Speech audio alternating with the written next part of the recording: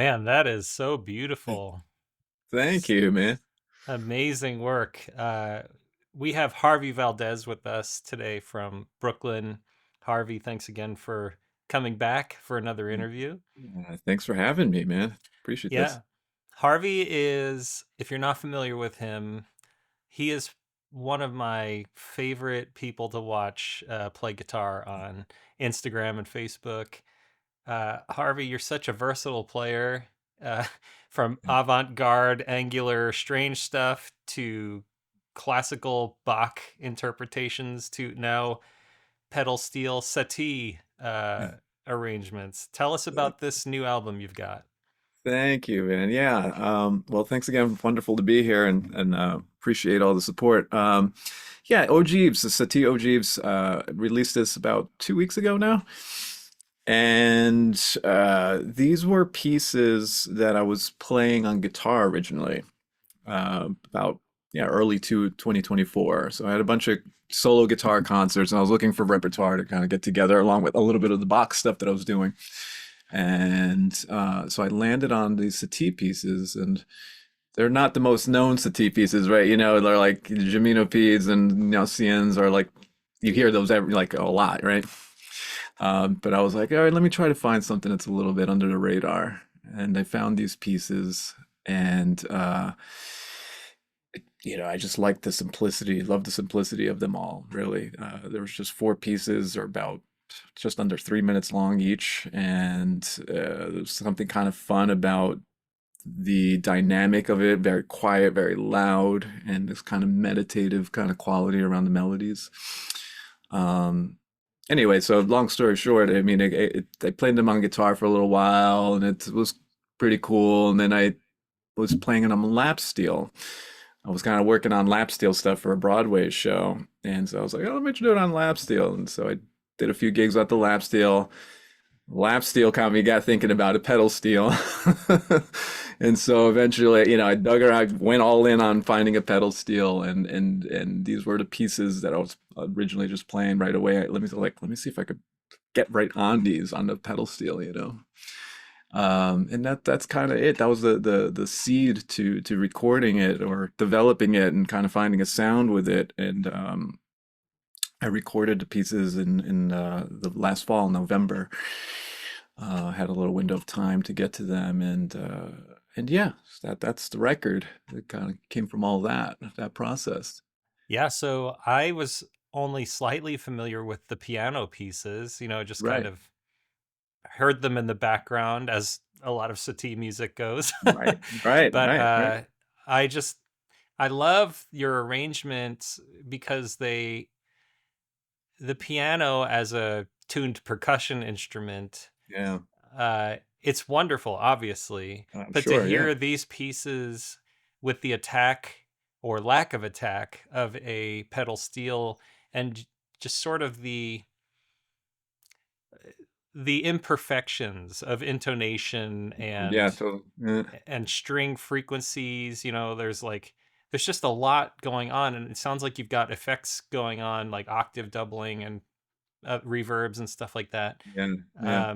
So for me, knowing that Satie wrote these, at least theoretically, being inspired by arches and Notre Mhm. Dame Cathedral, for me, I'm like, this reflects sort of the actual stonework nature. There is no perfect smooth stone, and I hear what you're doing, and I can even hear the slide moving on the strings.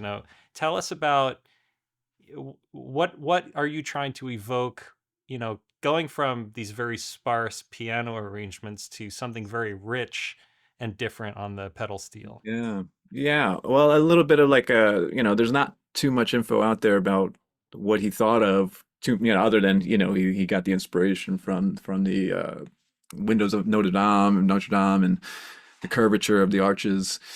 And I guess he was saying that he wanted to evoke the sound of a pipe organ inside, or the big pipe organ in a cathedral, and kind of big reverberated sound in a cathedral by making these dense chords, and probably pounding them, right? Um, And so that kind of got me inspired to think about that kind of the spaciousness, right? So the pedal steel on its own, just strip it away and just have it be straight through an amp, maybe with just a little reverb as you kind of know it, hear it in country music and whatnot. It sounds gorgeous, it's beautiful. But playing these pieces were felt a little bit too dry, right? It just kind of doing it that way. And so taking inspiration, kind of a little bit of we know of what Satie had in mind with these pieces, I was like, all right, let me make them bigger with some reverb. Let me add, then I have this Chase Bliss Onward pedal that does real live sampling as you're playing, and it has an octave, octaves kind of setting that you could go down on. So I couldn't, since there's a particular range that this instrument sits on, I can't get the lower range. So I felt like the octave will give me that kind of body underneath a little bit. And it would be kind of cool because it would sample, it's randomly sampling, so it won't exactly follow every single chord precisely, right? So it's going to be a little bit of bleed sometimes of where the sample is kind of tracking, right? So where the octave sample is tracking. So I kind of dug that imperfection of it, too. So all that kind of filled out the sound a bit for me, and kind of basically my version of imagining being inside of a cathedral. Yeah, was this a really obvious thing to you, or were you discovering the sound over a period of time? I was discovering the sound over a period of time. At first, when I was playing on the guitar, it was like, okay, cool. Here they are. I'll add a little bit of reverb and sounds pretty. And I played them at some shows, and I had a really nice response from people. A lot of people really dug them.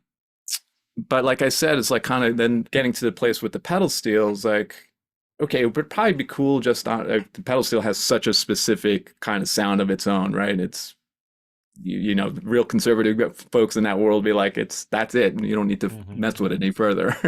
It sounds cool on its own, and it does. But with these pieces, it like I said, it felt a little kind of dry for me. It just felt a little bit like, hmm. So I was tinkering around for a while, actually, through the learning how to play the instrument, kind of just getting myself around on the thing, and then practicing these pieces and trying to find a character with the instrument that felt like an extension of also my own voice too. Like being a player that likes to experiment and find textures and sounds. So it took a little bit of time to finally land on something, and funny, these things are always come at like when you least expect them. You're like, I don't know, let me just try this, and then like, whoa, Yeah, that's for that's sure. something. Yeah, you know? so we heard an Ogives piece, and Yeah, there are Slogives pieces as yeah, well. yeah. So can you cue up a little, prepare our listeners for what they'll hear in a Slogives piece? Yeah, so the Slogives was my other interpretation, kind of companion interpretation on the record, of taking that idea of like this reverberated space even further. All right, so in this place, I just went full on heavy, long reverbs. And also the onward pedals also there sampling a bit and kind of throwing out some glitchy sort of sounds at the same time. Uh, and it was funny, I didn't really have any specific, again, it's like kind of like learning the instrument and doing things slowly, right? As you learn something, right? It's like, okay, let me do this real slow and see what happens. That's And and I cool. and I dug it. I was like, whoa, okay, this is kind of fun if I like just stretch them really out, like, as if I think I could give a little bit of description and my Bandcamp page about it, like as if you're like at the very top of the cathedral, like sitting up there at the ceiling somewhere at the point, and the sound is emerging upwards. Mm, So it's like this kind of stretched out sort of sound thing. yeah. Uh, so that's kind of the thing. So processing that with so what you're going to hear is basically that idea, and adding this heavy reverb with long decay also kind of adds another voice on top. So it's not just you're hearing the harmonies kind of underneath, but then there's like another harmonic layer on top of that with because of what, the reverb's picking up from and holding on to, All right, let's take a listen to slow. We heard Ogives one. Listen to Slogives one. Here we go.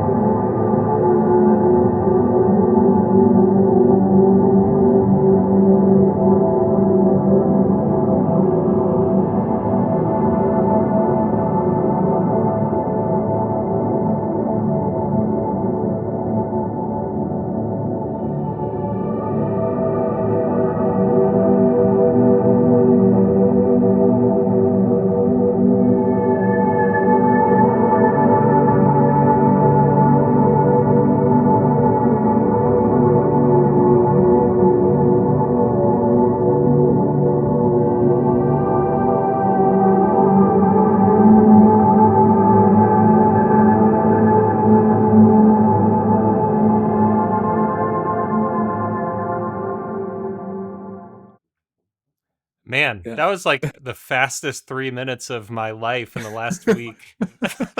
I was so mesmerized listening, and then it was like, oh, that's 3 minutes. I could easily do the full 7.5 on this Yeah, right man. now. Oh my goodness, that's amazing. I Thanks, love man. how you can hear the motifs carrying on. Yeah, Obviously intentional, but right. I just love that you're spinning your own spin, you know. Yeah. It's Yeah. so cool. Really, Thanks. it's a beautiful album. I've been able to listen to a couple times, and it's just music to get lost in. Yeah. So tell me, like, you have to. I'm sure you're a fan of Daniel Lanois and Oh, his, absolutely. like, Yeah. what is it, Farewell to Language or Goodbye to Language? Goodbye to Language. Wow, what a great record. Man. That Ah, so album good. rocked my world. Can you Same. tell Yeah. me, did that inspire you, or, are you taking any cues from Lanois and his work?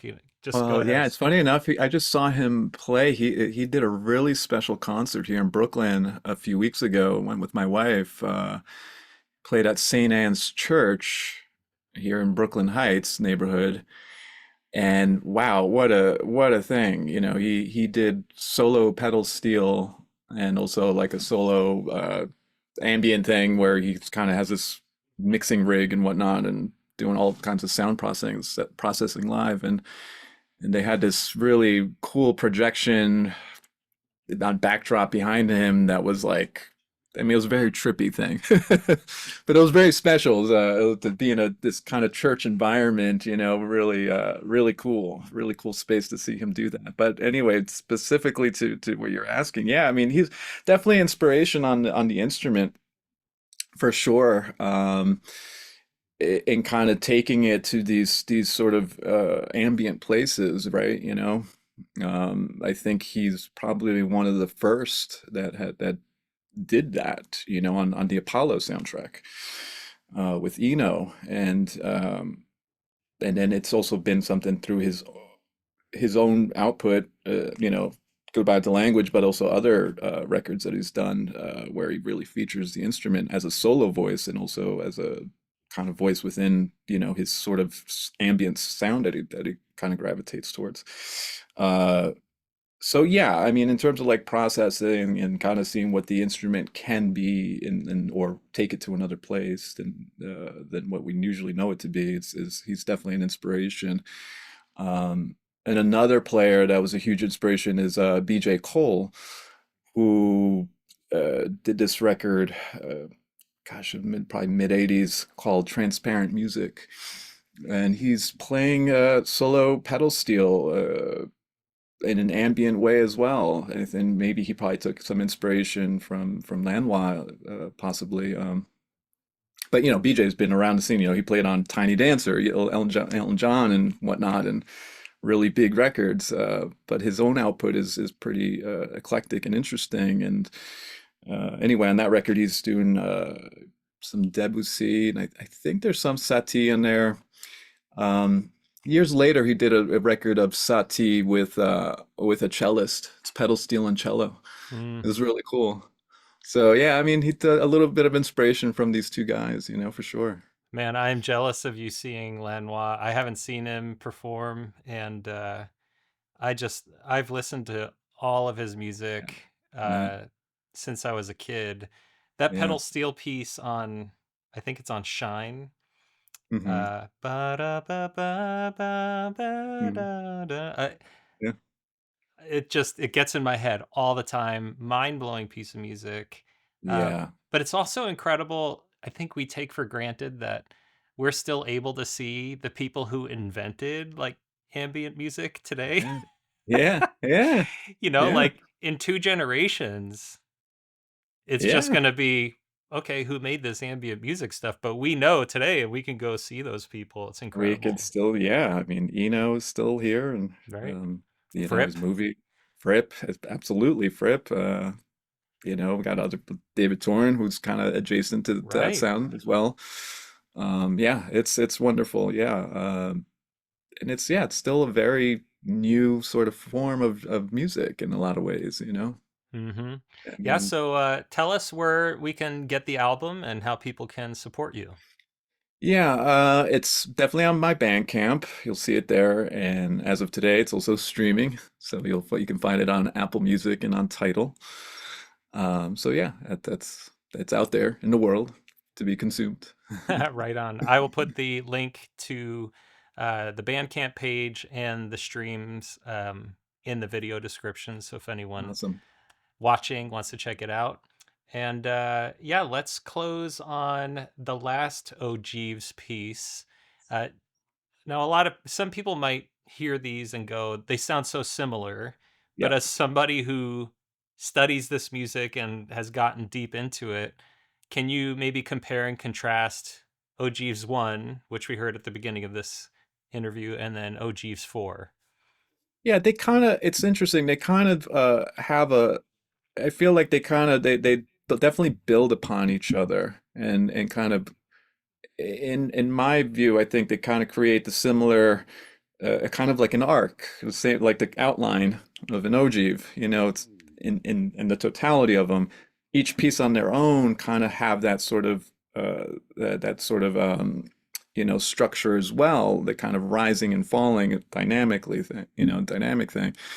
Um, it's the first one's being, as far as I can remember, it's predominantly it's all major chords and minor chords, and it doesn't really feel like there's nothing really functionality, like functional harmony around like, Hmm. okay, 1 to 4, 1 to 5 sort of thing, right?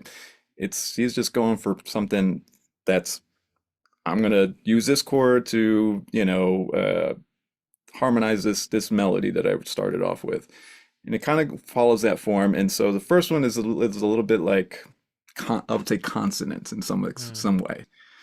The second one moves into a more minor territory, but also again, it's like it's always this balance of minor and major. Okay. The third one does go into a little bit more kind of chromatic movement with how the chords are moving through.